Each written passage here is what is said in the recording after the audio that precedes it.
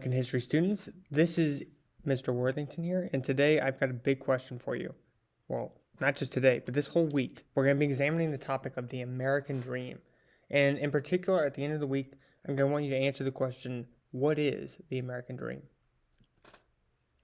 So this is a question that I believe has a lot of high stakes today. In some ways, it's just an interesting question. If you're like me, you've probably heard the phrase "the American Dream" like 100 times, and you never knew quite what people are referring to. And that's because people can be referring to a lot of different things when they talk about the American Dream. So, like I say, high stakes topic today. If you watch, say, Fox News, you encounter this guy, Neil Cavuto. And I've got him here on the slide not because he's particularly important, but because Neil Cavuto will talk about the American Dream on his show on Fox Business Network, and he will talk about how what Fox Business Network is here to do is help its viewers, predominantly conservative audience, achieve the American Dream by achieving as much personal success as they can. So for him, the American Dream is about pursuing personal success. It's about the idea that the United States is a nation where people can pursue and find personal success. But that's not the only way to look at the American Dream. Other people will think about the American Dream as the dream that brings people to America, the dream of equality, the dream of opportunity for people who haven't had it before. So it's not, necessarily an individual's opportunity to pursue success. It is the opportunity of groups and people and the oppressed to reach for something more. And this has been a rallying cry to protect protections of immigrants in the United States over the last several years. So what we're going to do this week is we're going to take today to look at this topic. We're going to talk about this view of the American Dream, the view that the American Dream is most significantly embodied by immigrants, people who come to the United States by choice, seeking a better life. And then tomorrow, we'll progress and we'll take a look at some of the great success stories in American history. That's if you're a virtual student. Now, if you're an online student today who's going to be in class tomorrow, we'll look at some more statistics relating to immigration tomorrow. And we'll save the big success stories for Wednesday when you get back online. All right, so I've sort of poetically titled this lecture, Dreamers from a Distant Shore. And from here on out, I'm going to move pretty rapidly because I don't want these lectures to be too long.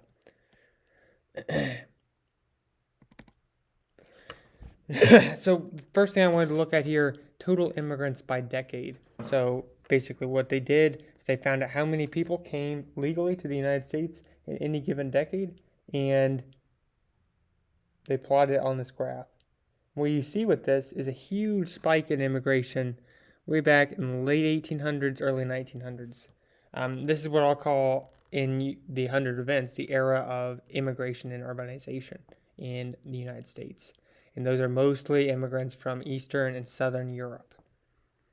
Before that, we mainly had immigrants coming from Ireland and Germany, are the big immigrant donor countries in this early to mid 1800s.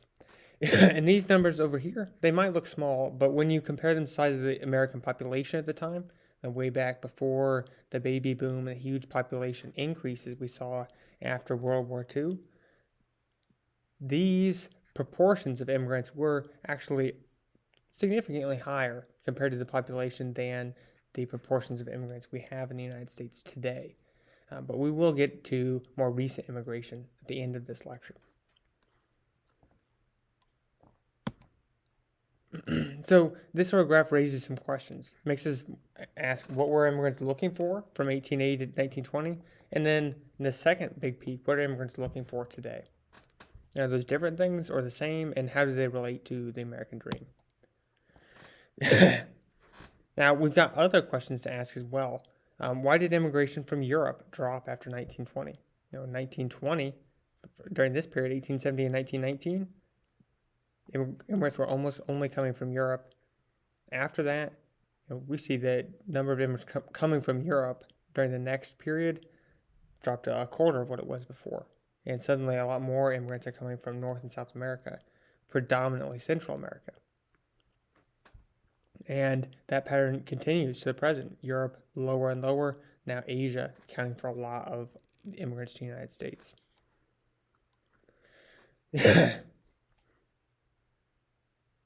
All right.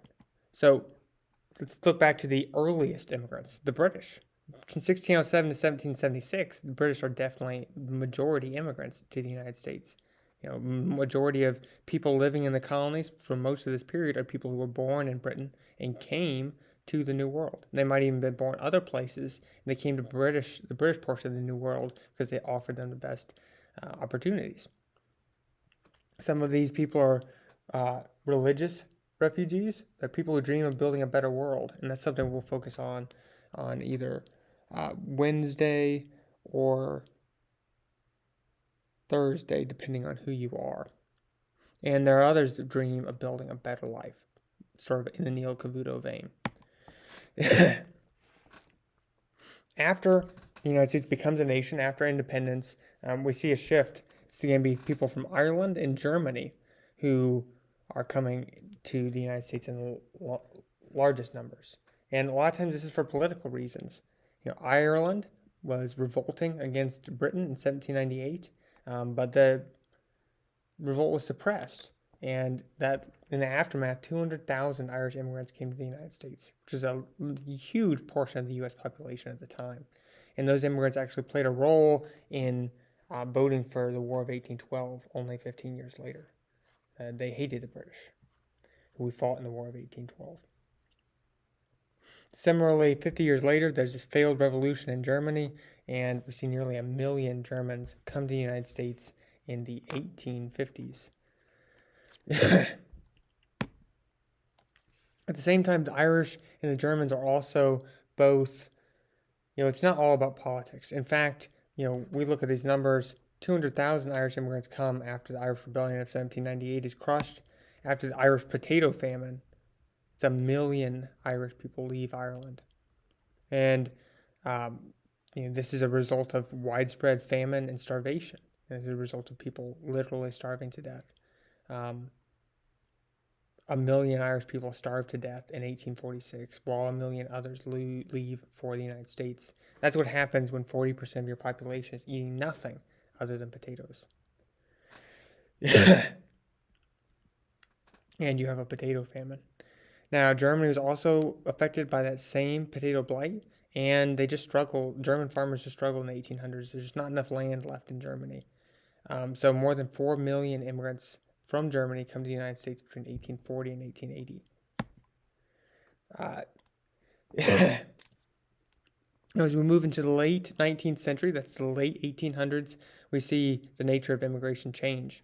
These immigrants, particularly the Germans, settle throughout the Midwest and the West and become farmers to a predominant extent.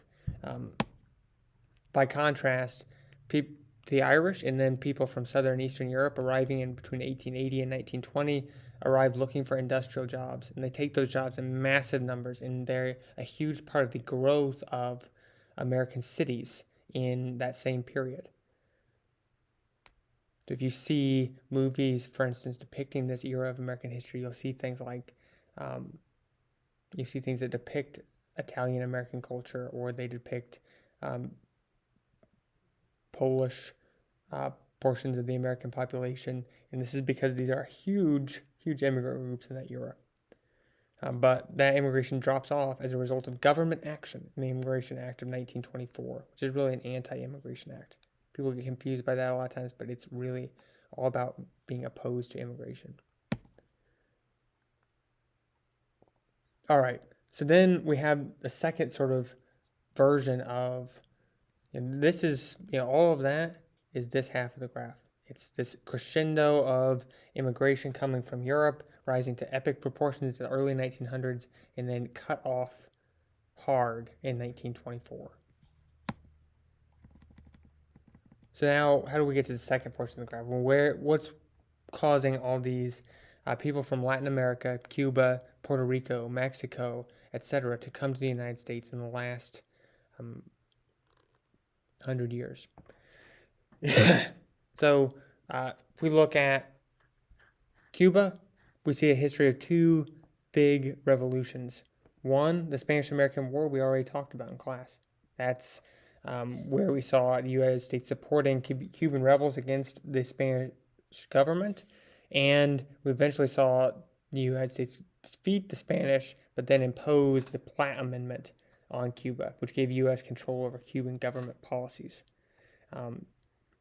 Every Cuban government until 1959 has basically the support of the United States, and it's at that year that Fulgencio Batista, supported by the U.S. government, is overthrown in the Cuban Revolution of 1959, and a communist government is established in his stead. At that point, 500,000 Cubans, pro-U.S. Cubans who had supported the Batista regime, flee Cuba, and they now make up a significant portion of South Florida. Puerto Rican migrants to the United States have a similar history. They arrived in the United States after the Spanish-American War. Puerto Rico had become a U.S. territory, so Puerto Ricans are not technically foreigners, but Puerto Ricans are often treated as foreigners. As part of the New Deal, there was an attempt to industrialize Puerto Rico, which led to widespread unemployment, and Puerto Ricans fled to New York City in huge numbers. And in fact, you'll hear the term Nuyorican a lot to describe the millions of Puerto Ricans who live in that area of the world now. We also have the people from the Philippines. So Filipino migration to the United States, a large number of people from the Philippines live, and their descendants live in the United States today.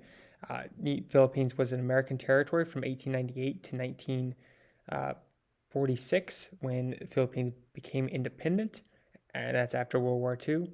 A lot of Filipinos, since the Americans had governed there for so long, had language skills and education considered valuable to the United States, in the United States. And so after the Immigration Act of 1965 made it easy to migrate, many Filipinos came to the United States. You can look back to this PowerPoint later for more detailed statistics, but the Vietnam War, U.S. support for South Vietnam and the eventual defeat of that regime, similar to in Cuba, you see large-scale movement to the United States afterwards. We also see huge movement to the United States from the Chinese, from China, from India, from other places in Asia after the Immigration Act of 1965. And why was that act passed? Well, the United States at the time was trying to project an image as a nation, as the leader of the free world. And it seems unfair for the leader of the free world to refuse immigrants from a significant portion of the world's countries, especially in the context of the civil rights movement. The final thing I'll add here is the strange case of Mexico, which doesn't really fit with the rest of the story. Many Mexican citizens, Mexican Americans, are descendants of people who lived in the territory that's now the United States before the end of the U.S.-Mexican War. So they were Mexicans living in Mexico who then were conquered. And so they're not necessarily immigrants in any sense, and they may even be involuntary Americans. More recently, Mexicans have come to the United States in large numbers for work. First with the Pochero program, and then eventually with, as often illegal immigrants, following the end of the Pochero program. So if you have questions about this, definitely let me know. That's all the time I have for now. And remember, what we're thinking about this week is the American dream, and how do immigrants fit into that?